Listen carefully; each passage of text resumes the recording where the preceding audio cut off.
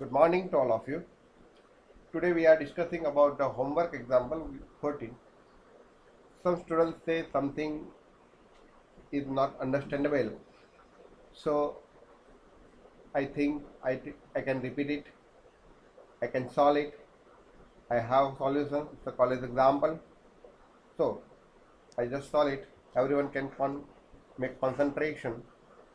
See example 14.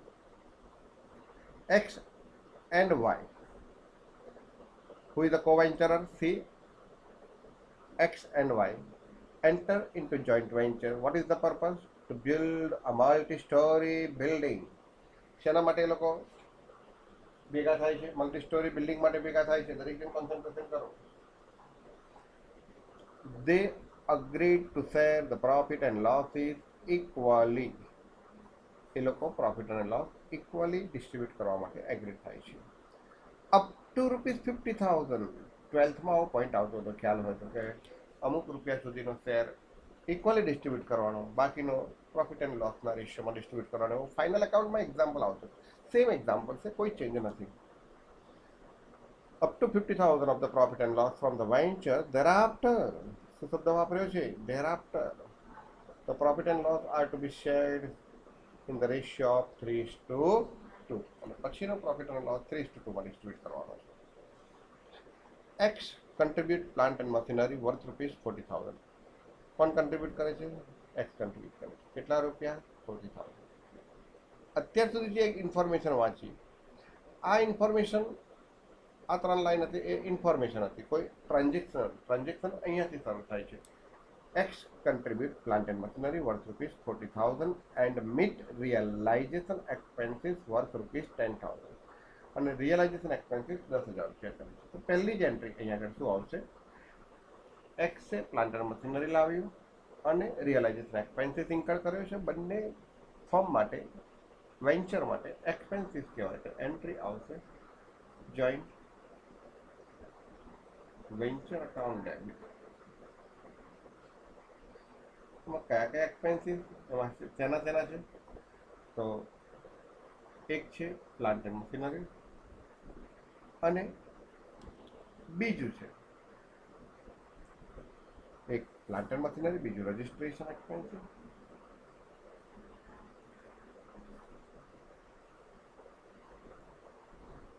Plant and machinery worth ₹40,000 અને registration expenses 10,000. તો total કેટલા આવશે? 50,000. તો joint venture account debit to x capital account credit. X capital account credit 50,000. This is the first time. Now Y contribute the plot on which building is to be built valued at ₹1 lakh. તો Y શું contribute કરે છે? Plot contribute કરે છે, જેની કિંમત ₹1,00,000 છે, જેના ઉપર પ્લોટ બિલ્ડિંગ બાંધવાનો છે multi story. Other expenses, this is the most important language. Other expenses incurred are, બીજા ખર્ચા થાય છે. કયા કયા? એવું કશું કે કોણ કરે છે એવું કશું નથી કીધું. બીજા ખર્ચા થાય છે અને નીચે લખેલું છે, જો all the above expenses were meet from the bank account. એટલે શેમાંથી આવશે? જોઈન્ટ બેંક એકાઉન્ટમાંથી આવશે. તો વાય ફક્ત ₹1,00,000 પ્લોટ કન્ટ્રીબ્યુટ કરે છે. તો પ્લોટ શેના માટે? વેન્ચર માટે. તો એન્ટ્રી શું આવશે? Joint venture account debit ₹1 lakh to Y's capital account credit ₹1 lakh plot. Okay. હવે જે ખર્ચ કરે છે, fuel and electricity, raw material, labour charges અને એડવર્ટાઇઝમેન્ટ, આ બધા જ ખર્ચાની એન્ટ્રી શું આવશે? Joint venture account debit. બધા જ ખર્ચા લખવાના ડિટેલ્સમાં. શેના શેના? તો કે ફ્યુઅલ ચાર્જીસ 40,000, રો મટીરિયલ તમારે આખું લખવાનું રહેશે, 1,60,000, labor charges 75,000, and advertisement expenses 5,000. Total કેટલા? 2,80,000. તો બધા જ રૂપિયા શેમાંથી ચૂકવવામાં આવે છે? બેંક એકાઉન્ટમાંથી. To joint bank account credit 2,80,000. આગળ વાંચો. At the end of the venture, X agreed to take back the plant and machinery valued at rupees 10,000. Plant machinery x લેવા તૈયાર છે, વેલ્યુડ એટ રૂપીસ 10,000, એટલે પ્લાન્ટ મશીનરીની વેલ્યુ રિયલાઇઝ થઈ કહેવાય. તો realise થાય તો એન્ટ્રી શું આવશે? ઇન્કમ થઈ તો જોઈન્ટ વેન્ચર ક્રેડિટ. કોણ લઈ જાય છે? એક્સ લઈ જાય છે, તો એન્ટ્રી આવશે X capital account debit 10,000 to joint venture account credit 10,000.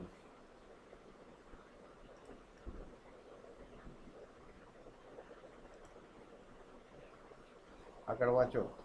Y sold off multi storey building. કોણ વેચે છે? દરેક જણ કોન્સન્ટ્રેશન કરે. Y sold off multi storey building total of rupees 7,20,000 and collected all the dues from the buyer. અને જેને ખરીદ્યું છે એની પાસેથી એ પોતે 7,20,000 રૂપિયા કલેક્ટ કરે છે, એક્સેપ્ટ વન ફ્લેટ. એક ફ્લેટની કિંમત 1,80,000 રૂપિયા છે, તે નથી આવતી. Which he kept for himself in a lieu of his expected share profit. એ ટોટલ બિલ્ડિંગ 7,20,000 વેચે છે, એમાં એક buyer except for one flat and collected all the dues from the buyer. Except from one flat એટલે 7,20,000 રૂપિયા. એક્ઝામ્પલમાં સમજો, 7,20,000 રૂપિયા એ total બિલ્ડિંગની કિંમત છે, એ બાયર પાસેથી કલેક્ટ કરી દે છે, સિવાય કે એક ફ્લેટ જેની 1,80,000 કિંમત છે પોતાના માટે રાખે છે. તો એન્ટ્રી શું આવશે? ભલે પોતાના માટે રાખે પણ રૂપિયા કેટલા આવ્યા? 7 લાખ સમજો, 7,20,000 રૂપિયા કિંમત છે, 7,20,000 રૂપીસ વેલ્યુ છે એની. એમાંથી 1,80,000 રૂપિયા શું કરીશું? બાદ કરીશું. તો આની કિંમત શું આવશે? જુઓ, 7,20,000 એ વેચે છે, એમાંથી 1,80,000 પોતાની પાસે રાખે છે, બાકીના રૂપિયા લેંગ્વેજને સમજવાનો પ્રયત્ન કરજો તો કેટલા આવશે? 5,40,000. એટલે કે 5,40,000 રૂપિયા એ રિકલેક્ટ કરે છે. ફરી સમજો, 7 લાખ શું લખ્યું છે? લેંગ્વેજ સમજો કે Y sold off all the multi storey building for a total of rupees 7,20,000. આખું મલ્ટી સ્ટોરી બિલ્ડિંગ 7,20,000 છે, એ વેચી દીધું.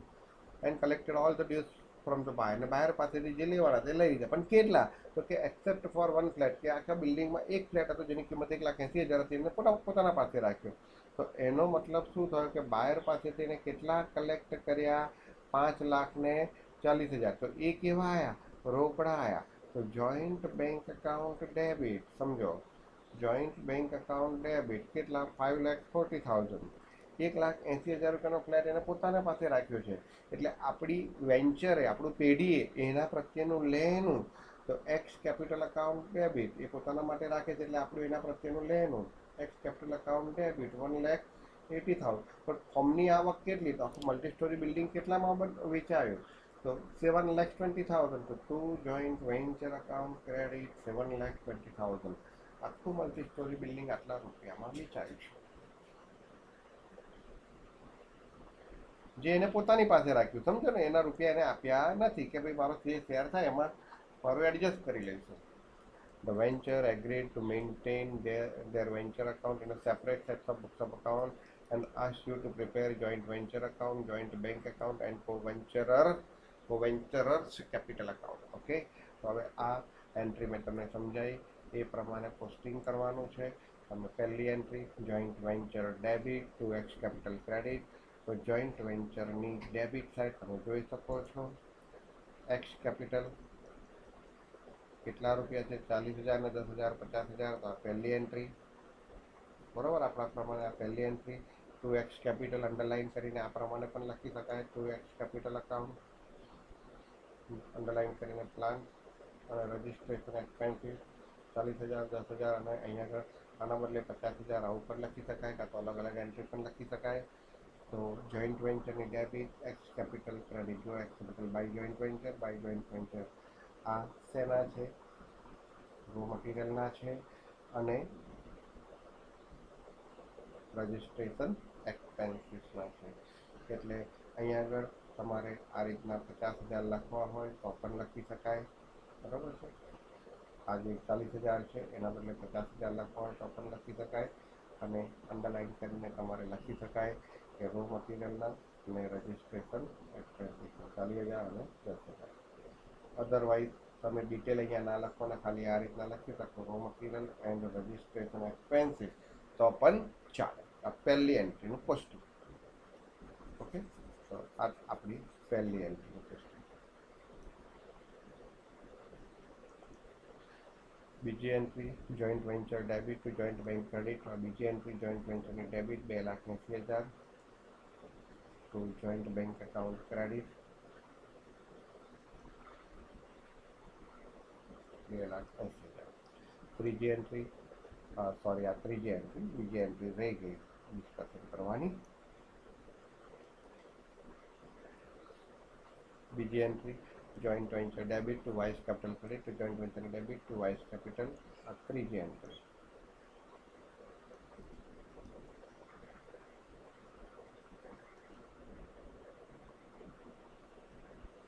Joint venture debit to Y's capital credit. તો ત્રીજી એન્ટ્રી. આ પહેલી એન્ટ્રી, બરાબર છે. ચોથી entry X capital debit to joint venture credit. તો જોઈન્ટ વેન્ચરની ક્રેડિટ સાઈડ ને એક્સ કેપિટલની ડેબિટ. એક્સ કેપિટલની ડેબિટ સાઈડ 10,000 રૂપિયા જે પ્લાન્ટ અને મશીનરી લઈ જાય છે તે, અને જોઈન્ટ વેન્ચરની ક્રેડિટ.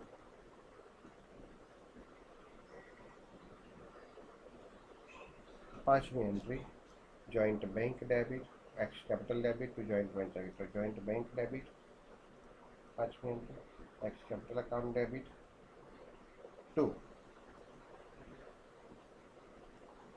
joint venture credit. તો joint venture ની ક્રેડિટ બાય જોઈન્ટ બેંક અને બાય વાઇસ એકાઉન્ટ.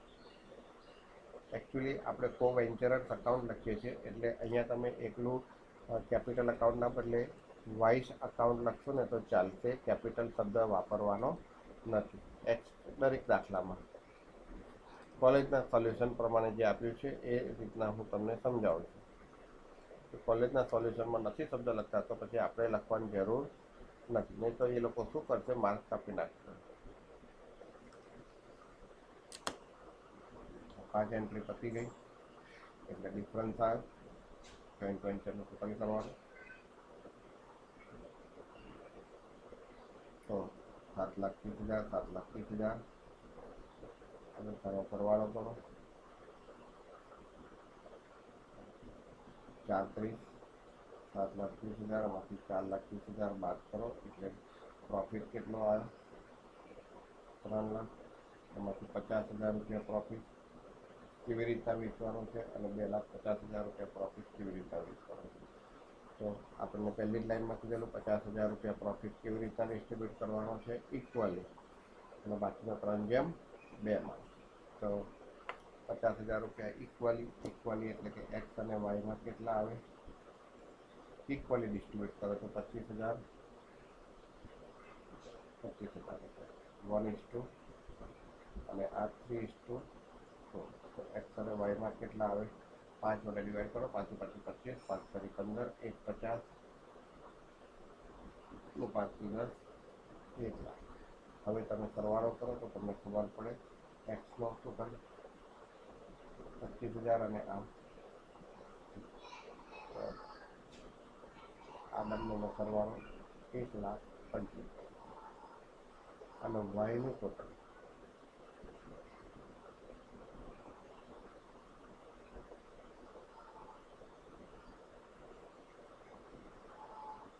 1,75,1,25. જો અહીંયા ડિફરન્સ લખેલો છે 75 તો અહીંયા શું લખીશું, પ્રોફિટ ક્યાં ટ્રાન્સફર કરીશું, ટુ કોવેન્ચર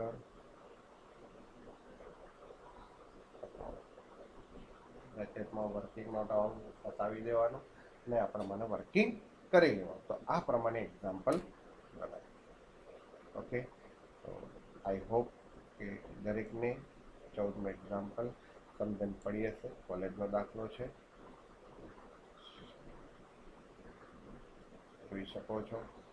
પહેલાં આપણે એન્ટ્રી સમજાય, પછી આપણે એનું પોસ્ટિંગ સમજાય. તમે તો એટલું પોસ્ટિંગ જ કીધું હતું, તો આપણે પોસ્ટિંગ જ કરવાનું હતું. ઓકે, તો આ પ્રમાણે દાખલો કરીશું. Good day, good bye.